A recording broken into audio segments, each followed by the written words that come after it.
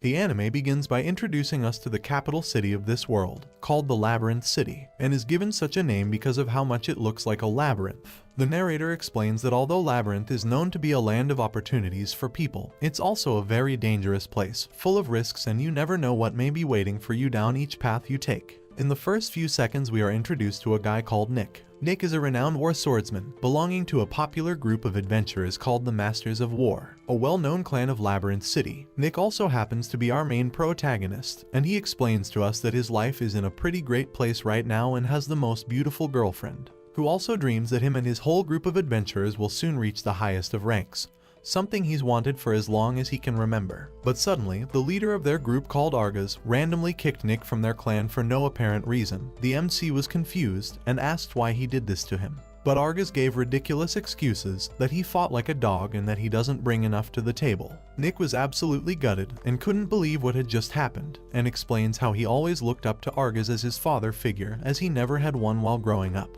He decides to meet up with his girlfriend to maybe cheer him up a bit during this sad moment, but as he was kicked from the party, she tells him that they might as well break up now, as she doesn't want to date a nobody. Nick sits in pure silence in the coffee shop for a while, even after she left. He only just came to the realization that indicates that the girl was only with him for pure interest of being around the Masters of War group, and all this hit the protagonist like a ton of bricks, and he did what every man would probably do, and decided to lock himself away in his bedroom and became a lonely otaku, fantasizing about his internet idol called Agate. Nick became obsessed with her, only to distract him from his own reality of what happened a few months ago, and decides to become her biggest fan, giving all his time and admiration to Agate. But to understand why he fell in love with Agate, we are taken back to moments after he got dumped by his girlfriend. Then we see the protagonist who continues to feel emptiness in his heart and doesn't understand why everyone betrayed him, especially Argus. We see another moment between Argus and Nick, and Argus tells Nick that he kicked him because he thinks Nick thinks he's better than him, and that Nick was starting to take the role as the leader of the group, which made Argus angry and wanted to stop Nick from giving the others orders. But while the protagonist continues to be heartbroken thinking about these events from the past, a beautiful blue-haired girl arrives outside in the pouring rain, where Nick was sitting, and she tries to encourage Nick to cheer up and that there is more to life than this. He tells Agate that that was the only thing that made him happy, but right then, she gives him a ticket to her first show and tells Nick she's actually an upcoming idol. He declines the offer to come to her show, but when she walks away she promises that it will make him feel better. After we see Nick at the event cheering her on, and she became his world, as it's the only thing that took his mind off being abandoned by the people he once loved, and now finally he's found another passion he loves. He has also bought several trinkets and merch that were sold in the event and covers his entire room with Agate fan items and posters. But suddenly, Nick realizes he's run out of money to buy other things he needs, like food and clothes, and can no longer live in Labyrinth City without being an adventurer. So he decides to turn up to the place where all the rookie adventurers will meet up for the first time, and he's on the search of creating a new group. But Nick only wants this group to earn money and get back to being a lonely fanboy and drooling over Agate again. But this is something he won't admit to the others. When he enters, he meets a level 1 boy, and Nick tries talking with him. But as he approaches him, Argus was talking inside Nick's head, and can hear the old man's voice saying he's not cut out to be a leader of an adventurer party, and that he's too weak and worthless to everyone, which makes Nick completely lose interest in talking with the newbie. At this moment, another guy steals the noob and he joins another party instead, and Argus somehow made poor Nick look ridiculous without even being there. Nick has spent all this time throughout the day making a fool of himself in the rookie gathering, and Nick is incredibly sad knowing he hasn't achieved any kind of success on creating a new group and has completely lost his self-esteem and confidence due to Argus's last words toward him. Nick's only wish now was to somehow get revenge on Argus, but Nick finds this incredibly hard to do since he cannot find another legendary group like his previous one, and has no hope in finding new friends. Instead, Nick just sits alone with a drink and wants to be all by himself. While in the bar, he watches as others are all celebrating their newly found groups of adventurers, and all is great for the rest of the people in the bar. But soon after, 3 more people enter the bar, and they all sit at the same table as Nick, as it was the only free table in the restaurant. It was a pretty strange situation since none of them actually talked to each other, as Nick comes to the realization that they were not part of any group or the same party. In addition, Nick notes that one of the strangers is this mysterious looking girl, who has a magic cane with a stone gem. She seems quite peculiar, but her presence radiates the room, and Nick explains how out of everyone, she sticks out like a sore thumb. He begins to draw his own conclusions on who they all might be, and starts with the girl, who he believes is a magician. On the other hand, the other member of the group is a cleric, who is already quite drunk, and according to Nick, everything indicates that he was just at the club as he can still smell women's perfume on him and he seems deeply in sorrow. And then we have the third member, who is another girl and is also a part of the dragon race, making her half dragon and half human. With that figured out, the waitress brings more drinks to the table, and in that moment Nick picks up his drink and decides to make a toast. But it's a toast to himself, saying he doesn't care about Argas, his beautiful ex-girlfriend, or the good old days of being a master adventurer. At the end of his toast, he slams the cup down, shouting out loudly that he will never trust anyone ever again. But at the same time he did that, the other three sitting at the table said the same exact thing, and Nick was shocked. The anime then gives us a brief background on these three other characters and why they no longer trust anyone, just like Nick. Starting with the sorceress girl, whose name is Tiana. She's a cute and kind-hearted girl, studying how to become a mage, and this is just a normal day of training her powers. But after her training, she was approached by the school's headmaster, who informs her that even though she has mastered all the elements of magic, she is still very humble, and tells her she should feel proud of herself because Tiana has become the most powerful sorceress of the entire school. So with that, Tiana leaves the school that day in a very happy mood, and is pleased about everything she has managed to achieve with her sorcery. After that, she heads to a nearby restaurant and asks the receptionist if her fiancé called Alex was already there, and the receptionist said he was, but also tries to explain to Tiana how another girl was here, but she didn't listen. So Tiana decides not to give any notice to what she said. And when she enters the place, there she saw her fiancé Alex, who is already sitting down with another girl named Lynn. However, Tiana sits at the same table and very happily tells Alex that she was named the best mage in the school, and that she was the only one who managed to cast the lightning spell at a young age. But Alex does not pay attention to this and starts to lie about his own fiancé. He tells Tiana that he had heard rumors about her bullying Lynn for being a commoner, and also adds that Tiana had apparently been seducing the teachers, thus gaining extra marks and scores on her exams and getting the approval of the headmaster himself, which annoys Tiana a lot, as these are all blatant lies made up by Alex. She asks them both to stop all this, but Alex doesn't listen and is still so angry with her and begins to tell her that he also feels insulted due to her being better than him at magic as she's only a woman. Holy Christ, this guy must have a small package, as he brings a lot of small D energy. My dude can't handle a real woman. But yes, to sum it up, Alex simply can't believe that a girl is better than him in almost all regards and hates this about Tiana, especially because it's his own girlfriend. So he continues to reproach her with these made-up rumors and ends his relationship with Tiana and tells her he's better off with Lynn. We then learn about how Tiana and Alex got engaged, and they were only engaged due to family relations between both their families, and it was arranged by them. And after hearing they broke up, this then caused Tiana to receive rejection from her father and also her entire family for having failed this commitment with Alex. So due to this act, they excluded her from the family home, and now she has no other option but to leave town. Later on, she arrives at what would have been her newly married couple home. After, she realizes that she's all alone and has been betrayed by her loved ones and own family, all because she's an awesome mage who just happens to be better than others, and thus causing people to hate her for no apparent reason. After all she's been through, this gave Tiana a certain devilish look in her eyes as she doesn't trust anyone anymore, and thus making people scared of her, and they will not even look her way. And if they happen to do so, just like this bartender did, they will just scream and instantly run away, as she looks so fierce and hostile to just about anyone she looks at. Tiana doesn't understand why this is and tries to smile more, but nothing seems to wipe that look from her face after being treated harshly by the people she loved. She also ran out of money just like Nick did, and had no support from her noble family anymore, so she tried getting work, but everyone turns her down. She was walking back to her home without finding any work, and suddenly she found an ad for betting on races, saying she will become rich quick. In her first bet, she won it, but then she wanted to keep on betting, and she bets on many other races, but due to her addiction she ends up losing everything she had. Tiana is now very sad and extremely disappointed in herself. She wonders what will happen to her now, and then she goes out once again. But this time she found out about the Adventurers Rookie Club and begins her journey to find the Adventurers Club. While she was looking at that advertisement, a man approaches her, offering her a spot in his group. But when the girl turns around to look at him, her look instantly scared the man so much that he ran away. And that's her story on how she ends up arriving at the bar. After Tiana, Nick asks Cleric how he ended up here too, and he introduces himself as Zen, and he comes from another famous city before he arrived to Labyrinth. In the previous city, there is the Temple of the Meddler God.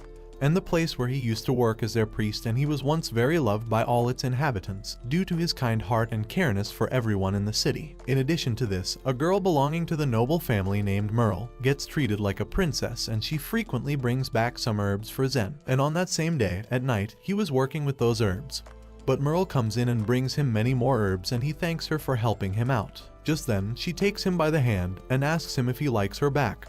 This shocks Zen, and he answers her, saying that she's still too young for him and to find someone her own age. He's a well-loved man who has cast his vow to be a priest of the city, and therefore orders her to go back now as it's too late, and told her she cannot go out with anyone. After hearing this, it annoys the girl, and after exchanging some strong words, she runs away, screaming while telling him that she hates him a lot. She now has a plan to take revenge on Zen for rejecting her love and wants to sabotage his position as being the city's priest. After a normal day, Zen was talking to one of the townspeople about his promotion of becoming what's known as the High Cleric, and everything was fine, until the authorities suddenly arrived to arrest him. Nero's plan had been successful since she invented a whole plan to ruin his reputation, saying he tried to get close with her. After doing this, it clearly satisfied her craving for revenge. This left Zen very sad and disappointed since he was clearly innocent, and even so they still took him to prison and kept him there for 3 months. After being imprisoned, he was banished from his own city, and then he went to visit an old friend who currently didn't know what had happened. So she lets him spend the night at her house, and that same night they had a very loving encounter. The next day, this woman offers him some food while also recommending that he go to the city of Labyrinth and try becoming an adventurer there. That's what she believes will take his mind off things and everything that has happened to him.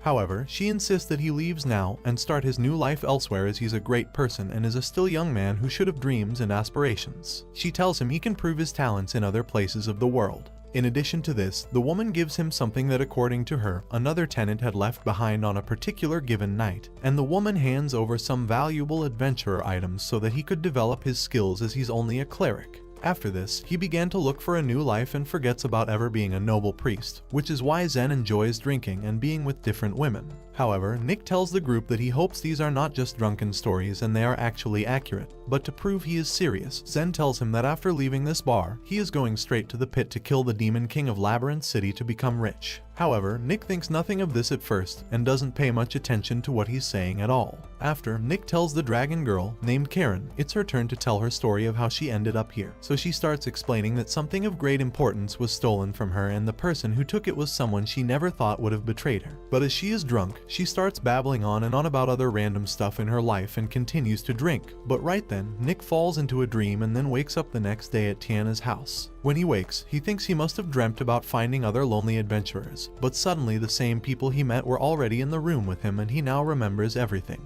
Apparently none of them have any idea how they all ended up here, but because they are strangers to each other and not in an official party, Tiana kindly asks them all to leave. So the others leave her house without any further questions. As they leave, Nick tells them to suddenly stop, and he begins to give them all a little moral help, just like that idol agate done for him when he was all depressed. After Nick's little speech, he suggests that if the 4 of them no longer trust humanity anymore, then how about they only trust each other and become the ultimate party seeking for their revenge for everyone who abandoned them. They all agree as they have nothing to lose, and later on, they arrive at a place where a lady receives them all. She recognizes the protagonist as he once belonged to the well-known Masters of War group. In addition, this lady affirms that among them there is a survivor who would have survived in a miraculous way, having made it out of a C-class labyrinth. And the person she was actually talking about was Karen, the weird dragon girl. She gets shy, but admits that made it out alive, and the group are proud of her. After, the woman asks what name they want to give their new group.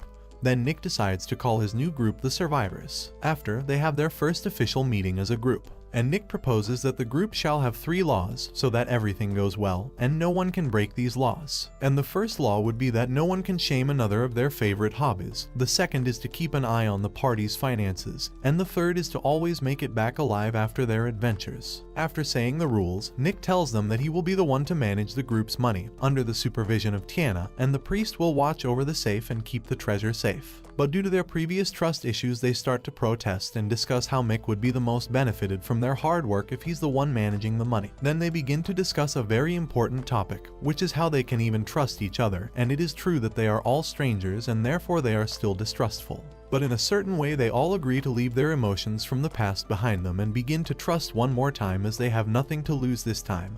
and they all found each other in the bar, so they need to have a change of heart. Otherwise their life will be the same and just be miserable all day. Thus they end with the talk. In a change of scene, the group goes to their first mission, a G-class labyrinth called the Viscous Aqueduct. Because they are considered a rookie group, they can only do 2 more labyrinths and will have to defeat their bosses in order to rank up to the F class. Then the protagonist explains to the others that it won't be very difficult, since these G-class mazes are basically training grounds for the new adventurers to understand how labyrinths work. And as they walk into the temple, they find a slime which will be their first prey they've hunted. So when they stop to observe, the protagonist explains to them that although the slimes seem harmless, they can eat just about anything that comes their way. And as they eat, they grow to a bigger size, and some have grown so large that they can attack farms and eat farmers' cows. However, Nick also tells them how easy it is to eliminate the baby slimes, because all you have to do is extract the gem from their bodies. With this, the group continues to go deeper into the labyrinth, and meanwhile Nick thinks about how good it was of him creating the group, and while continuing to hunt slimes, they ask Nick more about the monsters in this G-class labyrinth, and he said it's mainly slimes and goblins. But the A-rank labyrinth will have the Demon Lord boss fight, and every adventurer guild will be trying to win the A-rank labyrinth. He warns them that although these slimes are small, they can still shoot out parts of slimes at you, so he warns them to never let their guard down.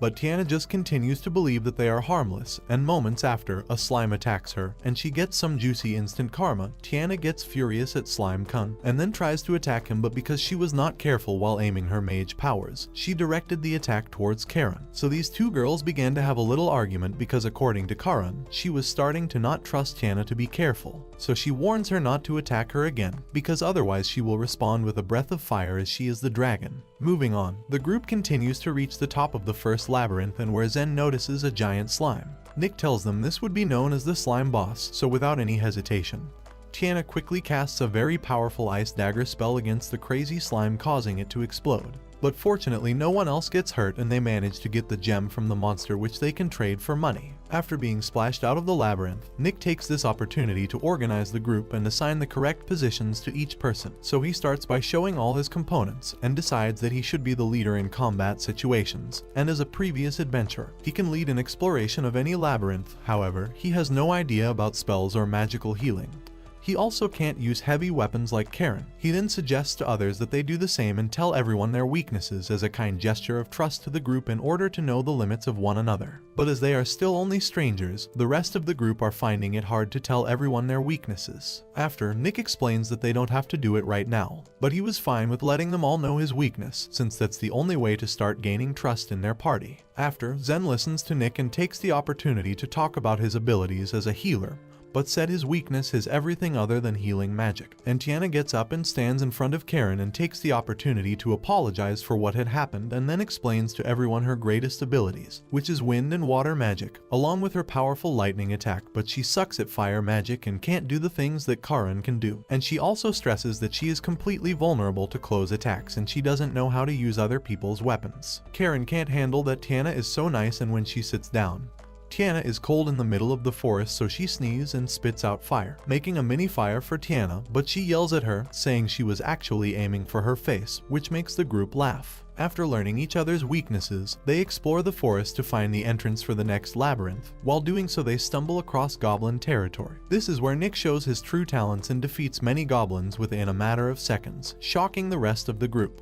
In order to find more gems and rank up their group, Tiana performs a magical detection spell, and informs the others that there are more goblins and she can detect them from over 500 meters away. Zen tells her that it's not very common to be able to detect other magic sources from this far away, as Zen studies all magical arts. After this, they get into a huge argument about Nick, and how Nick has been undermining his true strengths to the rest of the group, and they agree that Nick's true weakness is him hiding his true strength, and not having a huge ego, or simply enough self-esteem, as he's actually much stronger than he shows people. And Karen notices that he only left her one goblin to kill out of the whole bunch. But as they argue, Tiana warns them that she's just detected another very powerful magical source coming from within the goblin forest. However, it's so strong that it can't just be a goblin. Nick warns them that it could be an ogre or even an evolved hobgoblin. He tells them that these creatures are incredibly hard to defeat, even as a team, as the others are very inexperienced and they could all die if they make the wrong move.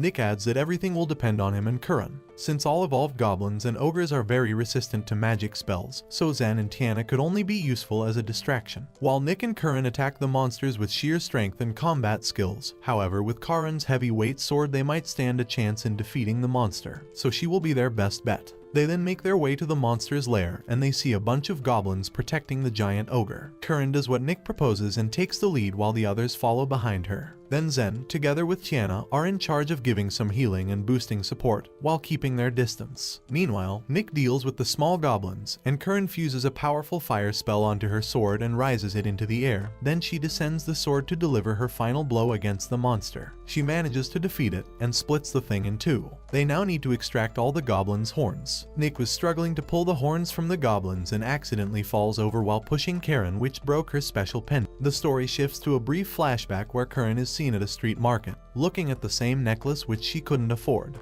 Out of nowhere, the merchant started accusing her of scratching the pendant. As he demanded Curran pay for it, an adventurer named Kalios intervened and exposed the man's schemes. In exchange for not reporting the incident to the authorities, the merchant was forced to give the necklace for free. By doing so, Curran couldn't be happier that she pledged her loyalty to Kalios, the man she believed would be a hero. To repay Kalios' kindness, Curran would always throw herself on the front line whenever they raided a dungeon. For all that, Curran never once felt that she was getting exploited for being a dragonkind. That is until one day, the man she held with high regard proved her wrong. As she slowly lost consciousness because of the poison from the giant snake, Kalios delivered the final blow and killed the monster. After obtaining its core, Kalios and her supposed comrades left her for dead. As if her situation wasn't deplorable enough, Kalios stole the Dragon King gem, the sacred jewel to the dragonkin that she was entrusted to keep safe for as long as she lives. Days passed, and she still couldn't find any leads about Kalios' whereabouts, and so she stopped searching for him.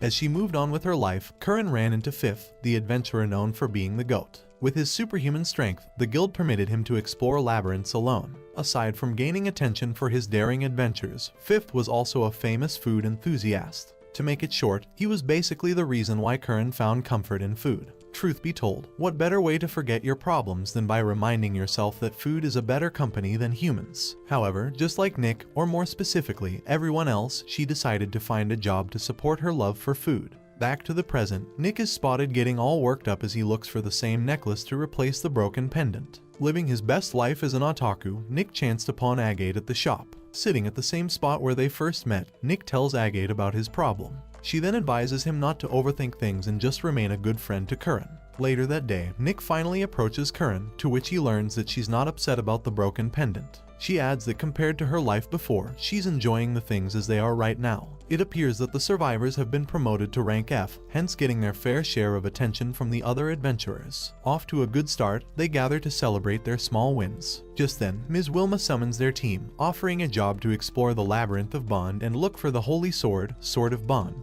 Once inside the Labyrinth of Bonds, they are greeted by man-made monsters which got roasted by Curran's flames. Following the map that the guild provided beforehand, the team comes across an empty corridor with a single light. Nick takes the initiative to check the area until the wall opens, leading them to a large hallway. Tiana activates her magic search and confirms that the coast is clear. To their shock, someone turns the lights on and a strange voice welcomes their arrival. Looking around, they find the device where the sound is coming from. Nick doubts that it's the weapon they are looking for since it doesn't have any blade attached to it. Displeased with his statement, the device reveals that he is, in fact, the Sword of Bond. As they continue bickering, Bond tells them that he rewards those who value integrity and friendship. To add, he claims that on top of being a legendary sword, he is an angel-grade spirit weapon. While Bond blabs on and on about how good he is for some dungeon clearing, Nick and the others confess that they plan to sell him. As Bond expresses his frustration, Nick picks him up, wearing the money mouth face emoji. All hell breaks loose when the Guardian system activates, awakening his protector Amalma Golem.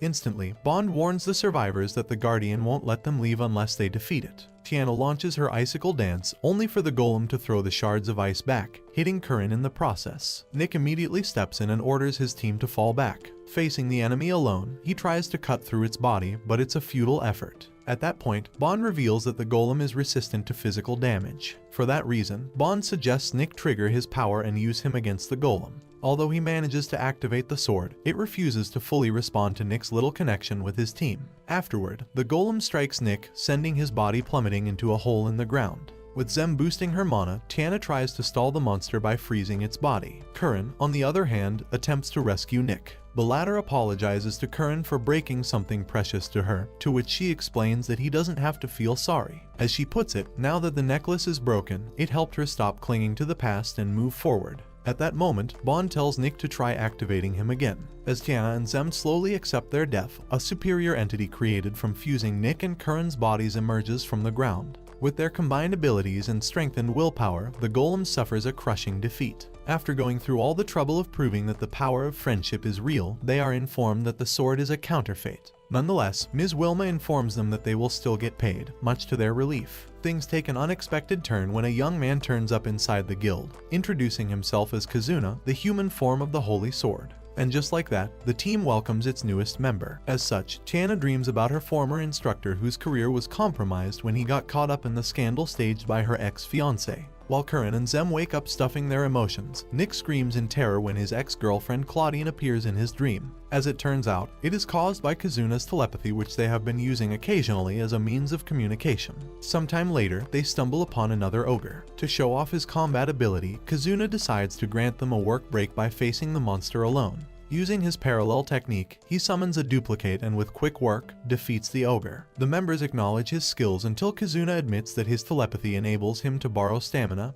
and magic power from them. He then reveals that he possesses the swordsmanship skills of the warriors who wielded him before. Despite Kazuna acting all high and mighty, they believe that he can be an asset to their party. Going for lunch out, Nick's heart skips a bit when Curran leads them to the same restaurant which appeared in his dream. Interestingly enough, he spots Claudine inside, seemingly preying upon her new victim. Carrying out the same trick she used on Nick, he intercepts his ex-girlfriend's conning and saves the innocent lad. After getting exposed to her schemes, Claudine leaves the place at once. Later on, the con artist returns, splashing a cold beer on Nick's head. With her party leader Leon from Iron Tiger Corps, Claudine tries to provoke him into a fight with Nick. However, the joke's on her when Nick reveals that Claudine's supposed to leave their group had she succeeded in swindling the lad. Taking the squabble outside, Leon apologizes to Nick, stating that he plans to kick Claudine out after attracting countless trouble for being a big con. Leon also expresses his interest in working with Nick, congratulating him for coming up with the survivors and extorting the members. Irked by his assertions, Nick gives the tiger kind a good beating until Beck, Leon's underling, knocks him down.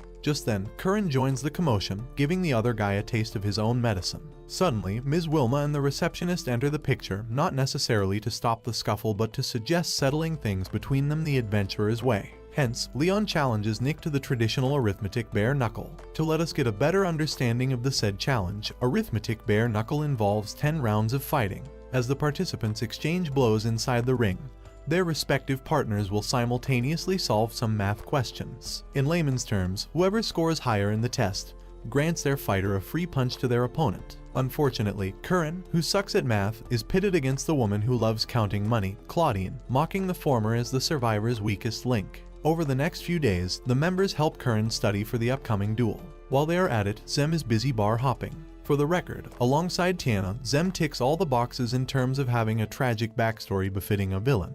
But hey, he chose to release his pent-up emotions in a different way. It is then revealed that Zem not only enjoyed meeting different women but also investigated the Iron Tiger Corps and learned about their illegal operations. With that, the survivors prepare a contingency plan to win the duel and eventually uncover their opponent's dirty place. The day for the arithmetic bare knuckle finally arrives. As the fighters square up in the ring, Curran starts answering the questions until she finishes first, much to her delight. However, her happiness is short-lived when it is announced that Claudine got the most questions correct, earning Leon his first punch on Nick. After getting punched in the gut, Nick receives a solid right hook in the second round, leaving Curran frantic with worry. Meanwhile, Leon continues to buy time by simply dodging Nick's punches until the third round is over, which ends in the former's favor. Unable to locate any suspicious person nearby, Tiana thinks of a way to lure him out. And so, she suggests letting the test takers answer the remaining questions in one go. Although losing the gamble means the defeated will take all 7 penalty punches, Nick accepts the challenge. Ms. Vilma agrees as Curran and Claudine resume their head-to-head battle. Following the change in rules, Tiana signals Zem and Kazuna to join her as they attempt to catch the culprit red-handed.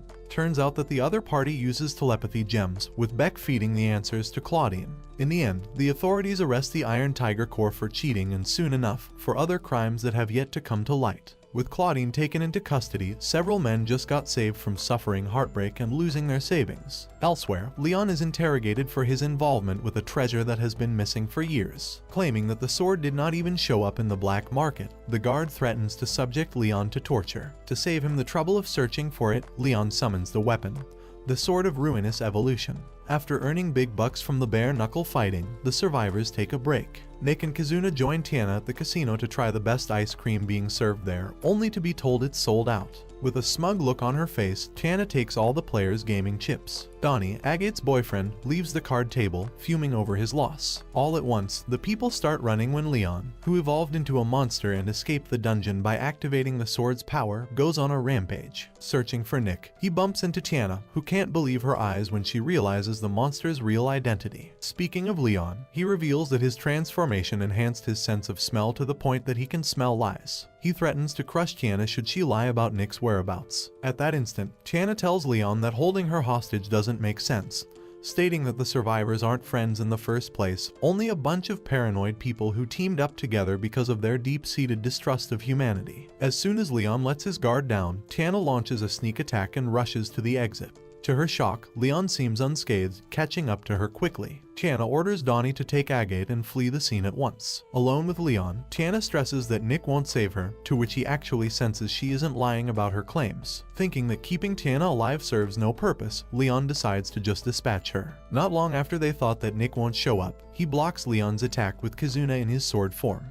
Evolution instantly detects Bond's presence, prompting Leon to activate his full power. In a snap, Leon evolves into a much more vicious monster. As a response, Nick and Tiana try to test their friendship, and lo and behold, they successfully fuse into one body. The two-in-one warrior tries to restrain Leon, who's unable to control his mind and body. Against his wishes, Leon goes berserk, harming innocent civilians in the process. He continues to fight off evolution in a vain attempt to free himself and prove that he is not an absolute evil. Leon slowly succumbs to evolution's brainwashing, exploiting his wielder's emotions for his dark intentions.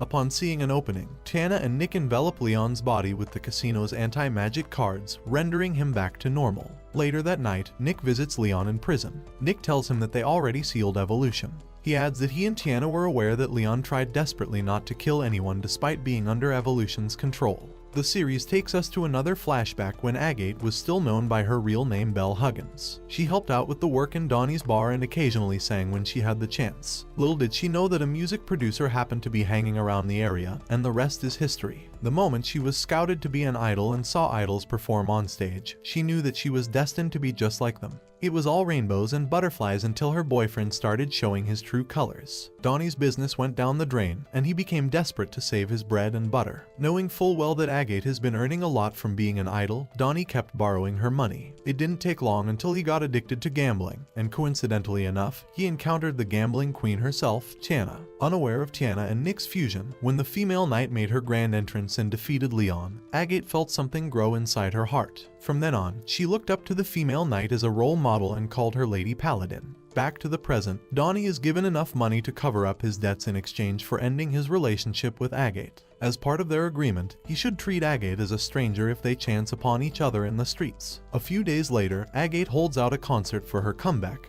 crediting her return to the goddess she met at the casino. In a short while, Nick realizes that she's talking about them, over which he does not know exactly what to feel. To kick off her concert, Agate sings a new song dedicated to her Lady Paladin. As it seems, an unknown creature called Stepping Man is reportedly raising concerns across the city. Obsessing over Stepping Man, who is depicted as a monster kidnapping the children, is Kazuna. While his comrades don't think such a creature exists, Olivia, a reporter and adventurer, expresses her interest in Stepping Man, asking them to contact her once they witness any suspicious sightings. Night falls. Nick and Kazuna are spotted happily leaving a concert when the latter senses Zem is in danger. The concert buddies hurriedly search for him until they find the rumored Stepping Man in an alley. Kazuna charges at the mysterious creature, but unfortunately, he loses sight of his target. After that, Zem, seemingly protecting a young girl, comes into view. Known as Riene, the girl claims that her assailant was indeed Stepping Man, stressing that her mother has been investigating the culprit's existence. Zem tells everyone that he believes Riene's statement and even praises her mother's bravery. Oddly enough, Riene asks Zem to take her as his apprentice, to which Nick immediately intervenes, as he has heard of the same scenario before. Surprisingly, Zem is all calm and collected as he declines her request, suggesting she takes a rest to clear her head off. While Rihanna hopes to at least hug Zem, they stop her from doing so. Zem then reminds Rihanna that she shouldn't get any closer to him until she becomes an adult. Heading to the outskirts of the Labyrinth City, the survivors enter a guild known for having bounty hunters instead of adventurers. There, they ask the receptionist for any leads about Stepping Man's identity. Since they don't give out information on big bounties to new adventurers, the receptionist decides to have them take an intermediate level quest and capture a man named Hale. As they discuss the reward, Ash, one of the hunters, seems upset about the adventurers taking on their jobs, suggesting they should stick to goblin hunting. While Ash calls for a wager, Tiana slams a bag of coins on the table, betting on their success to bring Hale to the guild. On their way to their destination, the survivors are warned by the gatekeeper to stay out of the way of Nalgarva. Later on, they run into a group of thugs which they easily restrain, squeezing out any information about Hale's location. Continuing their quest, Zem can't help but feel troubled seeing the living conditions of the people in the area. Soon afterward, they are able to find Hale and capture him with little to no effort. Just as they are about to leave, Nalgarva, another ex-priest, intercepts them, revealing that Hale is his patient for contracting Yellow Devil disease. They mention the bounty on Hale's head, forcing Nalgarva to surrender him. As expected, Kazuna takes the opportunity to ask about Stepping Man. While they can't get anything from Nalgarva, Hale informs them about a reporter handing out candies and talking to children in the streets. Back at the guild, Channa grabs the betting money and treats everyone to a drink. The next morning, the receptionist gives them the payment along with the case files connected to Stepping Man.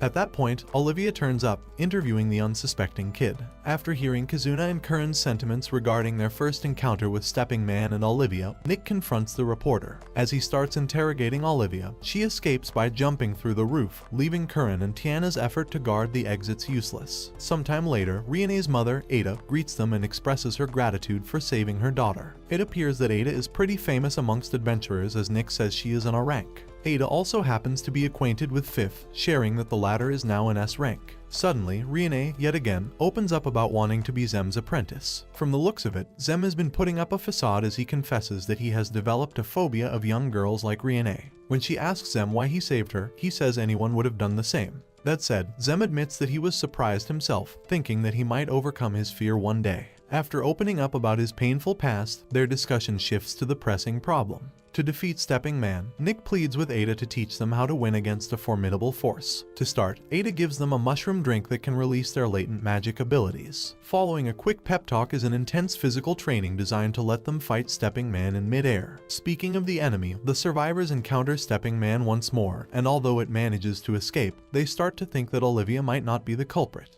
Thinking that the kidnapper uses some ancient magic tools, Nick pays Leon a visit. In exchange for some steamed buns, Leon mentions the Illusion King gem that can alter one's presence and look. To counter the illusions, Leon reveals that they just have to confront the enemy by figuring out the user's name. After Zem and Tiana's investigation, they manage to narrow down the enemy's zone, leading them back to the outskirts of the city. To their disappointment, the gatekeeper gives an update about random cases, leaving them treading on thin ice. Walking in a heavy fog, Olivia attacks Nick. As he displays the result of his training with Ada, Olivia accuses him of being Stepping Man. Kazuna uses his parallel to tackle her, only to be countered by the same technique. Nick calls her name, but nothing happens, and thus they have a sit-down conversation. According to Olivia, she is really a reporter and is also known as Stepping Man. To set the record straight, Olivia only shared the same title as she was called such when she was a full-time adventurer. Upon confirming that neither of them is the person responsible for kidnapping children, both parties decide to work together to find the real deal. Elsewhere, Olivia and the survivors stop by Stepping Man's latest victim, in hopes to find anything that can expedite their investigation. Examining the corpse of the poor girl, Zem discovers an Illusion King gem fragment under the child's body. When Olivia breaks the gem, a burnt mark appears on the girl's arm, and traces of Yellow Devil disease treatment manifest. Looking into the victim's case file, they notice that the evidence points to the location they once visited.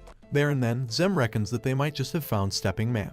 The next scene shows Nick engaging in one-on-one combat with Stepping Man.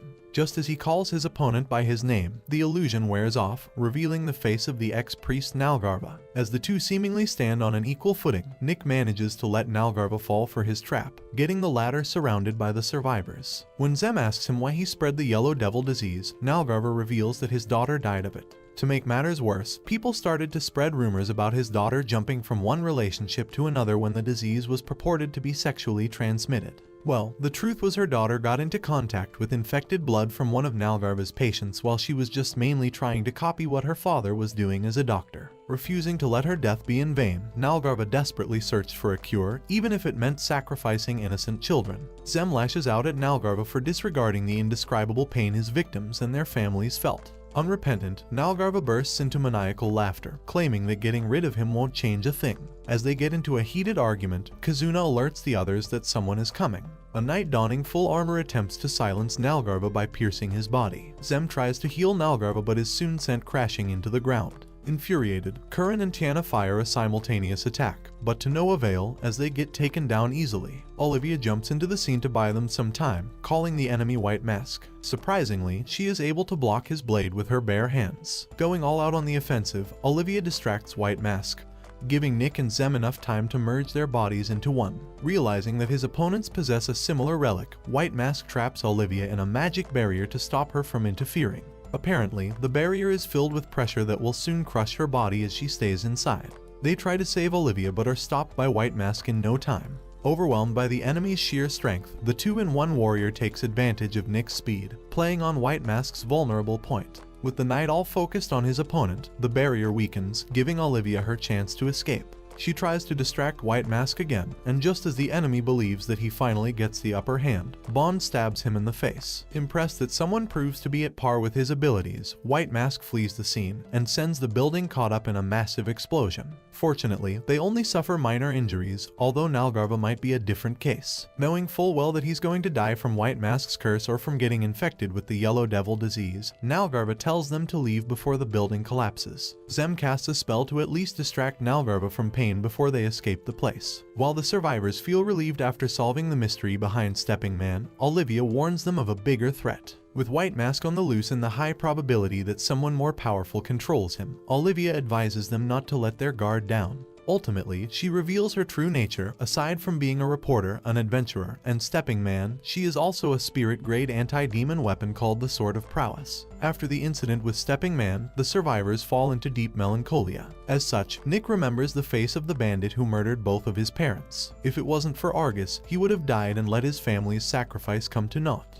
After saving Nick from the assailant, Argus took him as a member of countless battle arts. Even though Nick was already kicked out of the guild, he still keeps the broken dagger Argus gave him. Meanwhile, Zem acts somewhat like Nalgarva's successor as he runs a clinic in the same poverty-stricken village. In retrospect, he doesn't really know if he's doing it to pay his respect or just to satisfy himself. Nonetheless, Zem is happy to be of help to anyone in need. Tiana, on the other hand, finds herself constantly waking up in the middle of the night. She tries to blow off some steam by returning to gambling. But weirdly enough, winning no longer satisfies her. Curran, who always wears a smile whenever they meet inside the guild, realizes that she hasn't completely forgotten about Kalios. No matter how much she tries to leave it all in the past, she wants to make him pay for stealing the Dragon King gem. Later on, she comes across the same merchant, doing the same trick to a young girl. Instantly, the man cowers at the sight of Curran, finally letting the girl leave. Just then, Nick and the others call for her attention, asking her to join them to watch the festival. On their way to have fun after a long time, Olivia turns up, rushing to catch up to them. With her non-stop tomfoolery, Tiana reads the news before Olivia can speak about the resurrection of the Dark Demon God. Finally dropping her playful antics, Olivia explains that White Mask might be involved with it. She also talks about finding the black market where the Illusion King gem was sold. As Olivia goes back to her usual self, Curran asks her if there's a possibility that the Dragon King gem ended up in the black market too. To make her feel any better, her comrades suggest they turn her search for the sacred jewel into a quest for the survivors. And just like that, the team is back, all pumped up to chase after the bad guys. Elsewhere, Kazuna and Olivia exchange views as both artifacts who will outlive the survivors. As Olivia feels that they are lacking in ambition, Kazuna thinks they still have a long way to go to strengthen their resolve. That said, they have enough faith in their potential, believing that they can conquer the Dark Demon God and perhaps save the world. Thanks for watching. Watch this next video, and until next time, my fellow plot masters, take care.